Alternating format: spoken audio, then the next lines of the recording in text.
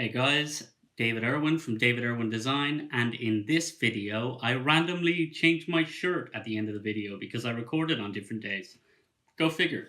Hey guys, my name is David Irwin from David Irwin Design. Welcome to the channel and welcome to 60 Second Sunday. This is my short tutorial series where I walk you through some small basic parts of Adobe Creative Cloud.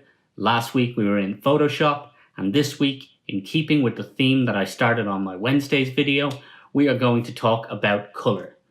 Adobe Color, that is. Color.adobe.com specifically. So, without further ado, let's jump to the computer. I can show you the website, show you different features, and hopefully you'll enjoy it. So this is the color wheel, and you can see that there's actually 5 different types of colors that you can use. There's analogous, which analogous theme use colors that are adjacent on the color wheel. Analogous colors usually blend well with one another and are harmonious and pleasing to the eye. There's monochromatic. Monochromatic colors are variations in saturation and brightness of a single color. The triad theme uses colors that are evenly spaced around 3 adjacent points on the color wheel. Complementary colors are colors that are opposite each other on the color wheel and are considered complementary to each other. Then there are shades. Shades are when you have the same color, hue, and saturation, but different levels of brightness and light.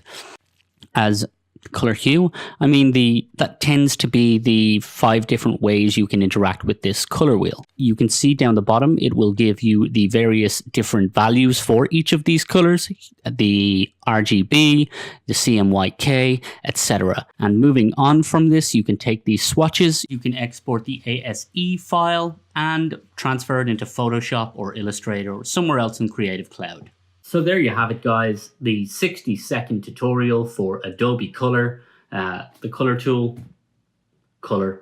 And I don't wonder how many times I said color in this tutorial. I'll try and make it weekly from now on. Need lots of tea for these tutorials. So tell me, are these tools something that you use? Are you aware of them? I use them a lot in my graphic design work. I don't know if they're as applicable to other people who use Photoshop and the likes. Maybe they are, maybe they aren't. Let me know what you think, and I'll see you in the next one. Cheers. So there you have it, guys. My hand is giant.